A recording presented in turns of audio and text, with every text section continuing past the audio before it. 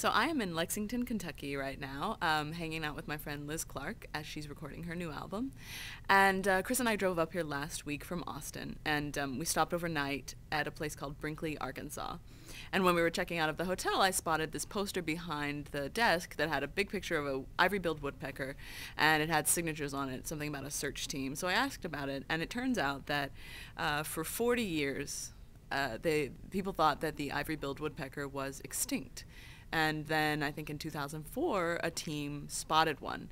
And so there was, much rejoicing, etc., that this species was not gone from the planet. And that, along with the spring solstice last week and then today Easter, I've been thinking a lot about things returning that you thought were long gone, you thought had disappeared off the face of the planet. I'm not only talking like physical things, I'm thinking passion that you once felt that you thought was dead, or an interest, or a relationship, or even just hope.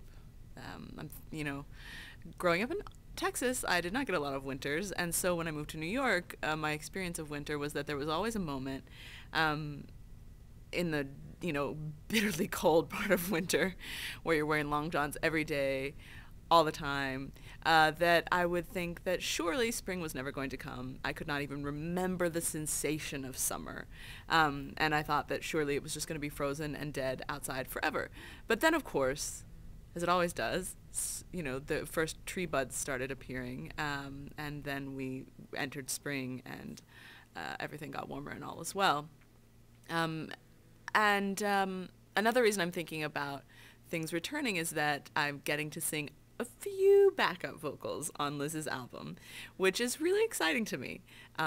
Because I grew up singing. I feel like probably a lot of kids did. I'm not even talking about officially in a choir, though I did do like church choir and stuff like that. But just singing freely and just to hear your voice in the world and just to enjoy the pleasure of breath and sound moving through your body.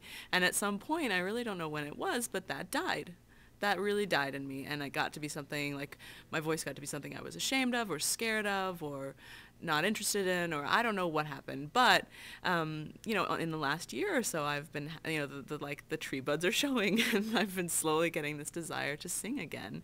And I would like to thank Kimmy, by the way, for encouraging me along that path. Just because you never know. Like, it's interesting that we feel like things can be gone, black and white, cut and dry, just gone. That's obviously never coming back, whatever it was. But then life is so tricky and interesting in that way that there's a timeline we may not even be aware of, and I don't know if I'm talking about the sort of God or goddess or whoever we want to say, or the universe, or if it's just that there's such a larger timeline that we're not even aware of, of the earth, of our lives, of the movement through people generally, that can be really surprising and return things to you that you may have thought you were never going to get back. So my question to you on this newly spring day and on Easter is, what has come back to you that you thought you'd never see again, or you'd never feel again? Maybe it's a feeling that you have that has returned to you, or that what would you like to return to you? Yeah, I'd love to hear what you think about that.